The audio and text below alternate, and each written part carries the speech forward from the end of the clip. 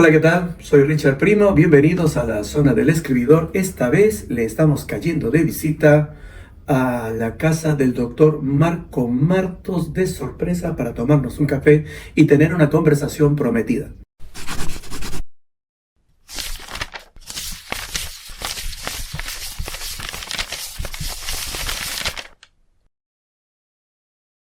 Doctor Marcos, qué gusto. Gracias por recibirme. Richard. Un Bienvenido, gustazo bienvenido. verlo aquí en su casa. Es muy grato estar aquí para conversar de temas importantes que hace tiempo ustedes me están preguntando. Doctor, todos mis alumnos, todas las personas que yo conozco siempre me hablan de la academia como si fuera la última autoridad. Es decir, lo dijo la academia. Y si lo dijo la academia, pues ya no hay nada que hacer. Es más de uno me quiere sacar el diccionario y me dice, esto está en el diccionario y punto. Y pues a veces yo digo, no es para tanto. Pero la verdad es que yo tampoco soy una autoridad para hacer determinaciones de ese tipo. Exactamente. ¿Qué hace la Academia Peruana de la Lengua y la Real Academia de la Lengua con relación al español? Bueno, la Real Academia de la Lengua Española se fundó en 1713 y uno de sus objetivos fue desde el comienzo hacer un diccionario. Y ese diccionario tuvo la fortuna para los peruanos que hubo un peruano que participó, que se llamaba Francisco de Villegas y Quevedo, al contrario que el poeta, ¿no? Por eso es fácil recordarlo, que era un sacerdote que le tocó revisar la letra M.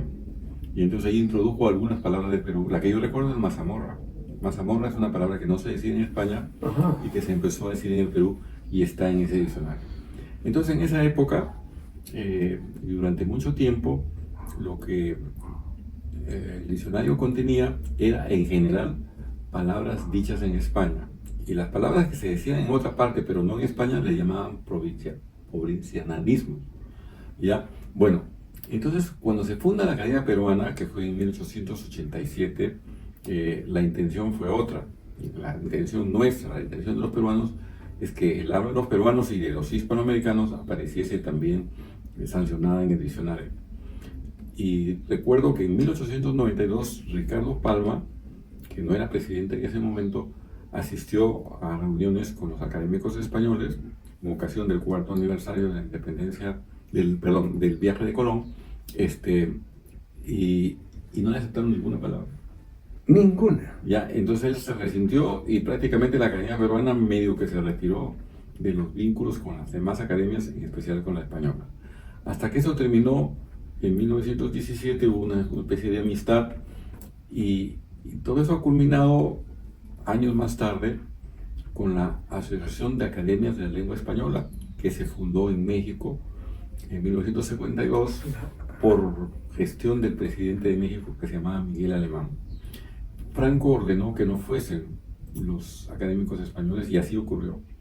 Pero fue un error, porque, como decían en los pasillos, nosotros somos más, ¿no? Sí. Bueno, entonces eso ha cambiado ahora y la Asociación de Academias, que, bueno, se ha aceptado que funciona en Madrid, ese es el gesto de amistad hacia los españoles, es la entidad que hace el diccionario. Ya no hay un diccionario de la Real Academia Española. Ajá. Lo que hay es un diccionario de la Asociación de Academias, donde el Perú también interviene. Entonces se han visto 3 o yo diría hasta 4 niveles. Uno es el nivel, digamos, del diccionario general de la lengua española. Entonces ahí están palabras pues como mesa, como lápiz, como reloj, palabras que decimos en todos los países, algunas muy antiguas, otras más modernas, o palabras que han pasado los límites de, digamos, de los espacios pequeños. Una de ellas es la palabra peruana cancha, en el sentido del lugar donde se juega fútbol, ¿no? Entonces nosotros usamos la palabra cancha en otros sentidos también, que eso ya serían peronismos. Bueno, entonces ese es un diccionario. Hay otro diccionario que se llama Diccionario de Americanismos, donde están palabras que son comunes a todos los países de América. Y cada país puede tener, o no tener, pero Perú sí tiene un diccionario, en este caso de peruanismo. Nuestro diccionario se hizo en el año 2016, recién en 2016, y ahora está subido, se puede consultar. Entonces ahí están palabras como chakra, por ejemplo, Ajá. como, por ejemplo, o frases como pásame la voz, que son frases Claro, peruanas, claro, pásame la voz. ¿no? Sí, sí. Entonces yo he inventado una, una conversación, una cosa así, que, dice, cuando te despiertes, pásame la voz, Ajá. que tengo que ir a la cancha a jugar un partido de fútbol. Varias frases, pero... Ya. Y también pues hay lo que se llama niveles de la lengua. En una misma persona puede hablar como estoy hablando ahora, que se llama la guía del español estándar, pero entre amigos puedo usar más peruanismos. Si estoy en Piura puedo usar Ujú. algunos regionalismos, o también el lenguaje de la calle, ¿no?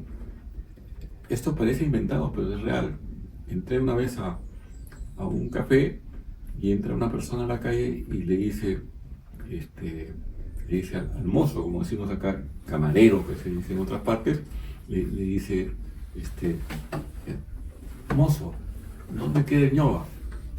Y el mozo le contesta, de fresa, Alfonso. Alfonso. Sí, Sí, de fresa, sí, Alfonso. fresa. Ya, es una frase típica y eso ocurre, y para el que entiende, entiende, y el que no entiende, queda fuera.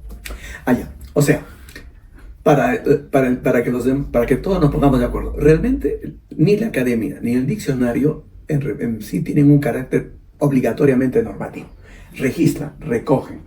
De alguna manera la academia lo que trata es de conciliar los aportes de palabras de distintas realidades lingüísticas del castellano. Sí, sí. Ahora, fíjense, una cosa, estamos hablando, toda esta conversación hasta ahora Ujú. ha sido lexicográfica, Ujú. ¿no? O sea, de palabras. Pero hay estructuras. ¿Cierto? Las estructuras del español son del español y son diferentes a otras estructuras y parecidas a algunas. Nuestro mayor parecido es con las lenguas romances. Usted ahora fue presidente de la Academia Peruana de la Lengua y ahora es miembro otra vez de la Academia Peruana de la Lengua. Y pues nosotros los civiles siempre miramos con cierta admiración y a veces hablamos hasta con miedo, no vaya a ser que el académico nos corrija en nuestro castellano. ¿Qué criterio sigue cada país para elegir a los académicos? Porque tienen que ser lingüistas. No, tienen que ser personas que son reconocidas por su cultura, en primer lugar. Y en segundo lugar, que tengan afecto por la lengua, que se preocupen de comunicar bien de acuerdo al medio en el que estén, y bueno, que tengan alguna obra escrita, ¿no? En general, ¿no? Entonces, bueno, en la Academia Peruana de la Lengua hay mayormente lingüistas y literatos. Lo digo mayormente, quiere decir que también hay excepciones notables. Por ejemplo, ha sido miembro de la Academia el padre Gustavo Gutiérrez, o sea, un sacerdote. No me acordaba de eso. Ha sido miembro de la Academia también Fernando de Cislo, que es un pintor, pero que maneja muy bien la lengua, escribe y se pronuncia. Lo mismo el Javier Mariátegui, hijo de José Carlos Mariátegui, psiquiatra, pero que también maneja muy bien la lengua. Son más bien escasos, pero son bienvenidos, ¿no? Por lo tanto, ¿y qué es lo que hacen exactamente estos académicos, aparte de ser un orgullo para hablar el castellano, para manejarlo, para promoverlo? Cada cierto tiempo se reúnen, crean, bueno, discuten palabras. Hay comisiones, no se discute todo, ¿no? Hay una comisión que se llama lexicográfica, que se ocupa de eso, ¿no? Se ocupa de qué palabras se incorporan al diccionario de peruanismo, qué propuestas hacemos para la lengua general. De todas maneras, hay peruanos que están, digamos, algún tiempo residiendo en Madrid para la Asociación de Academia. ¿Ya? Y yo recuerdo una vez que yo mismo estaba ahí como delegado del Perú y se discutían chilenismos. ¿Ya? Entonces, bueno, ahí el que tiene la palabra es El académico chileno. El académico chileno que estaba allí y estaba promoviendo sus palabras o sus frases. Voy y vengo al tiro, por ejemplo, ¿no? Que es una frase muy chilena. Y Uvazo, supongamos, ¿no? No me acuerdo, pero entre las palabras y frases dijo una que dijo pescado a la chorrillana. Ah, no le creo. Entonces, sí, yo intervine y le dije, eso también se lo llevaron en la guerra del Pacífico. Pero en estas últimas décadas hay algunas palabras peruanas que estemos pugnando porque entren oficialmente. Bueno, la palabra en la que yo mismo intervine y me costó trabajo, pero conseguí que se imponga en el diccionario general, es la palabra papa, Ajá. porque el ingreso en el diccionario general de ese tubérculo, que es peruano más, era patata. Patata es la forma española de decir, y lo están copiando fonéticamente de batata, ¿no? Patata, ¿no? Entonces, ahora el diccionario general, porque hay más personas en el mundo que dicen papa y no patata, es por papa. Bueno, son Y podríamos decir que papa sería un gran aporte del habla peruana. Sí, sí, sí. Muy bien, entonces Perú tiene sus académicos, 22 países tienen academias, 23. 23 está la RAE, tenemos a la SALE, que es la Asociación de Lenguas. Academias de la Lengua Española. Ajá. Y por último, no hay que tenerle miedo después ni a los académicos ni a los aportes, porque lo que se hacen es recoger la riqueza lingüística de cada país Sí. y tratar de expandirla o uniformar criterios con los demás hablantes. Sí, para que la gente sepa.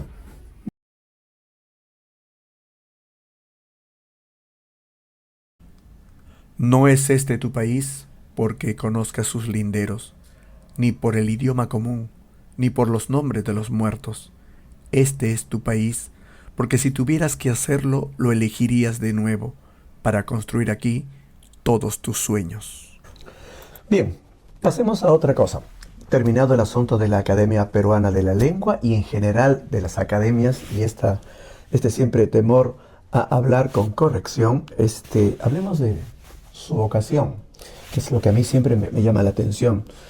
Usted, doctor, ha sido catedrático, profesor, ajedrecista, pero principalmente poeta. La pregunta de siempre, sé que es una pregunta de cajón, es una pregunta cliché, pero pues es que hay que hacerla. ¿Cómo así nace la vocación de poeta en un país donde la literatura como que no es una carrera muy apetecible? ¿Cómo fue lo de iniciarse como poeta? Bueno, es en mi niñez tal vez, pero yo no lo sabía, claro. A mí me gustaba mucho, yo diría que el ritmo de la poesía. O sea, me gustaban las adivinanzas de niño, ¿no? O las frases que los niños repiten con aliteraciones, ¿no? Por ejemplo, esta que es muy conocida, ¿no? R con R cigarro, R con R carril, qué rápido corre la rueda del ferrocarril. Sí. ¿No? Esa es muy linda. Había otro, bueno, muchas, ¿no? Mira arriba tu barriga, mira abajo escarabajo, ¿no? Bueno,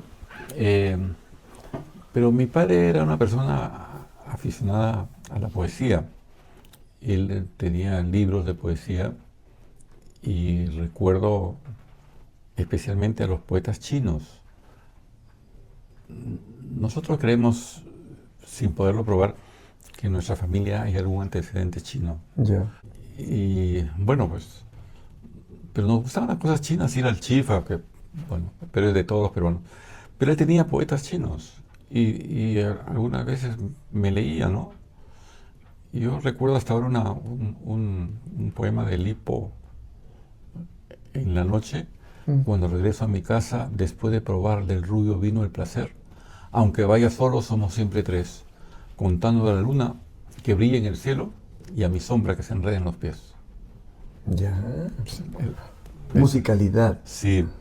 Entonces, yo pienso que él se dio cuenta de eso. Yo aprendía poemas de memoria como este. En el colegio también aprendía, pero no le decía a nadie. Ya. Pero él seguramente alguna vez me escuchó. El hecho es que dejaba libros de poesía cerca y me aficioné a leer poesía. Solamente eso. Podría decir que en el colegio escribía rimas en bromas sobre cosas que ocurrían en el salón, en fin. Pero nada más. En realidad fue en la universidad donde yo empecé a escribir poesía. Bueno, estando en la universidad y bueno, y teniendo grandes profesores, ¿no? Claro. Yo tuve como profesor en primer año a Washington Delgado, un gran poeta. Ya. Sí, claro.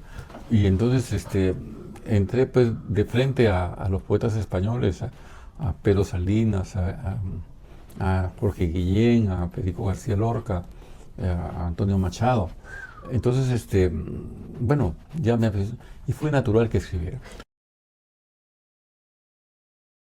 Debo creer que, o debo entender, o a lo mejor malentender, que tiene que haber cierta inclinación hacia la musicalidad, hacia el ritmo. Lo digo por la vocación de algunos. O sea, tiene que haber una inclinación, un gusto por la melodía, por el ritmo, lo que debe ir de la mano quizás de la música. Con la música La también. música. Porque entonces la poesía es eso. Hay algo dentro de la vocación de uno que te acerca a la musicalidad y al Sí. ritmo para llevarte a la poesía. Sí, sí, sí. Yo creo que sí. Yo creo que sí. Incluso los grandes poetas del verso libre, que alguna gente cree que no tienen música, están equivocados. Son poetas que conocen muy bien la versificación clásica. Bueno, Vallejo es un ejemplo, Neruda es otro ejemplo, Huidobro es otro ejemplo, Octavio Paz es otro ejemplo. ¿Cuál es el que no? Claro. No existe. Y en francés, por ejemplo, Apollinaire, que es el autor, digamos, más importante de la vanguardia, ¿cierto? Apollinaire tiene un libro que se llama Alcoholes, de 1913, donde se nota pues su gran manejo de la versificación. Entonces, se puede decir que todo tiene que ver con el ritmo. Con el ritmo. ¿Ya? Y ahora, ¿qué cosa convierte un texto en poesía? Ajá, esa es la pregunta que venía. Ya es lo que convierte un texto en poesía es usar la palabra, usar el lenguaje para otra cosa de la habitual. Y yo siempre pongo este ejemplo del poeta peruano Gustavo Valcárcel, que en 1948 fue deportado porque él era secretario del presidente Bustamante Rivero y volvió al mediodía y a este poeta lo tomaron en la calle y lo mandaron al aeropuerto con su pasaporte en el bolsillo y lo mandaron para México. Y entonces esa noche la pasó allí y escribió un poema ¿Ya? cuyo final dice así: las 2 de la mañana, sin madre y sin Perú. Las Eso- 2 de la mañana, sin madre Y sin Perú. ¡Wow! ¿Ah? Qué potente, ¿cierto? Es decir, cuando el sentimiento personal va hacia todos, eso es poesía, y dicho con menos palabras. Él pudo escribir una carta: Mar, estoy acá extrañándote. Eso no es poesía, es carta, ¿cierto? Es mensaje, o era telegrama, o es pensamiento. Pero dicho así, qué belleza. La poesía también recurre a veces tiene ritmo, pero rompe el ritmo, rompe lo esperado. Siempre pongo este ejemplo de Emerson. En la noche, cuando quiero tocar la luna, toco la luna en mis anteojos negros. Ya. Ahí está la sorpresa. Porque Te cambió la. te cambió y dice una cosa que entendemos muy bien todos los peruanos, ¿no? Y tiene otro muy, muy bello, que parece erótico y no lo es. Dice así: el muchacho se desnuda, la muchacha se desnuda, el muchacho y la muchacha estornudan. Muchos dicen que después de el portento que fue César Vallejo, que de alguna manera dejó como dice, la vara muy alta. Sí. ¿Qué pasó con las generaciones posteriores a Vallejo? Bueno, las que vienen después, ¿tuvieron que no imitarlo, seguirlo, cambiarlo? ¿Cuál es la actitud de los nuevos poetas de esa época? Bueno, voy a contestar recordando una frase que me decía Félix Álvarez, un español que tenía como seudónimo Félix Azofra, que vivió en el Perú, y él me hablaba de las virtudes de la literatura española de España, digamos, ¿no? Entonces, en el siglo XV, tal poeta Manrique, y me va diciendo así, ¿no? Siglo por siglo los grandes poetas. Y le dije, pero admitirás que en el siglo XVIII no hay grandes poetas. Y me contestó: en algunos siglos descansamos. Ahora, quiero decir que ahora voy a España mismo. España pasaron 5 siglos después de la creación del español para que surgiera Cervantes. Okay. Han pasado 4 siglos y medio en América de la llegada del español para que surgiese Vallejo. Un autor así es uno cada siglo, con suerte. Entonces los demás tienen que contentarse con ser discípulos de Vallejo o con tener a Vallejo como nuestro portaestandarte o portalábaro, como también se dice, que va adelante. Pero tenemos poetas muy importantes. Eso es lo que... Martín Adán, por ejemplo, Emerson, que ya lo mencioné, por ejemplo, Romualdo, Canto Coral a Tupac Amaru, que es la libertad, formidable. Carlos Germán Bailey, que ha sido propuesto para el premio Nobel también, aunque no lo ganó. Bueno, y así. Y también hay poetas mujeres de calidad, como Blanca Varela, que ha alcanzado los más altos niveles de la lengua española también. ¿Sí? Probablemente yo estoy recordando, claro, lo que pasa es que en los colegios o en la vida diaria, normalmente se menciona el primer nombre que aparece es Vallejo, y probablemente no es solo porque lo han leído, sino porque hay un referente de publicidad, de tradición. Tiene razón, será un punto alto de la referencia poética peruana, pero como dice, hay una buena cantidad de escritores y de poetas que pues por esas cosas Pero fíjense, quién hace que no, el nombre Vallejo es conocido por todos los peruanos. No solamente por César Vallejo, porque se tropiezan con la avenida César Vallejo, claro. Con el colegio o la Universidad César Vallejo, por el equipo de fútbol César Vallejo. También. ¿No? Y tenemos, fíjese, en el equipo de fútbol tenemos César Vallejo, tenemos Mariano Melgar, tenemos Garcilaso. O sea que somos futbolísticamente bastante literarios. Sí, pero eso que parece, pues, qué ridículo que sea. A través del fútbol, la gente, bueno, ¿y de dónde salió este? ¿De dónde salió este nombre, ese señor César Vallejo? ¿De dónde salió Garcilaso? Podríamos entender que, aun cuando no nos hemos percatado, la presencia de nuestros escritores y poetas está muy metida en el alma, en la conciencia del peruano, como para ponerle nombres de poetas a instituciones, a equipos de fútbol. Pero sí, poca gente se ha dado cuenta de eso, pero bueno, ahí está. Ahora, los reconocimientos a los poetas, a los escritores, son siempre una cosa muy bienvenida en algunos casos, y por supuesto siempre están los que se molestan un poco, se pican un poco con lo otro. Usted acaba de recibir un premio y me dijo que no lo mencionara, pero yo lo voy a tener que mencionar. ¿Qué le parece lo del premio Luces? ¿Me permite? Voy a verme acá. Sí. No me dijo que no lo haga. Sí que hay gente que dice que no, pero de todas maneras, ¿qué siente un poeta aún cuando tiene reconocimiento como que yo de verdad lo felicito? Es uno más, aparte del Premio Nacional de Poesía que recibió y otros reconocimientos. ¿Qué hay entre la poesía, entre el artista y el reconocimiento público? Bueno, el artista se parece un poco al actor, ¿no? O sea, tiene que ofrecer su producto a los demás. Entonces, un premio, por lo menos momentáneamente, llama la atención. Y bueno, ¿por qué se lo habrán dado? Y a lo que se preguntan, ¿por qué se lo habrán dado? Van y compran el libro que han merecido, o lo buscan, o lo encuentran en internet, y entonces se difunde un poco más la poesía y el poeta está agradecido. Yo le puse a este libro, tomando un título prestado de Ovidio, Arte de amar y arte de olvidar. Sí. Y mi editora, la señorita Ludi Briceño, de los libros más pequeños del mundo, me pidió 400 poemas de amor. Y yo sí los tenía. Y no creo que muchos tengan. 400 poemas de amor. A lo largo de 50, 60 años. Yo sabía de 20 poemas de amor y una canción desesperada, pero 400... No, pero ahí no dice 400, dice arte de amar y arte de olvidar. Sí, está. Ya, pero es una antología, pues sí, una antología de toda mi obra, y yo diría que me representa bien este libro.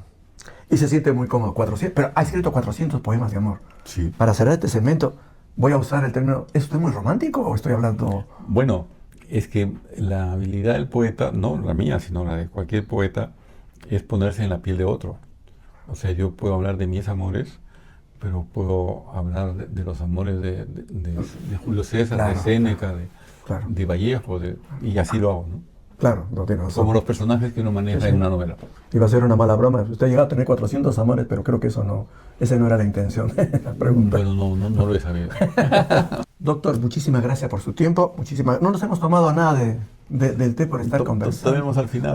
Nos tomaremos al final, lo calentaremos, pero nos ha recibido en su casa, le agradecemos mucho. Y esperemos que se repita esta conversación con cámaras o sin cámaras, porque cuando quieras, han quedado muchas preguntas. Ya, bueno, vamos a seguir hablando. Sí, y eso de los 400 amores a mí me ha quedado Me he quedado pensando. Hay una película, creo que se llama Los 400 golpes. 400 golpes de Ya, tifón, ¿no? ya sí, pero los amores pueden ser golpes también. Yo creo que sí. Que te dan o que recibes. Doctor, Gracias. un gusto.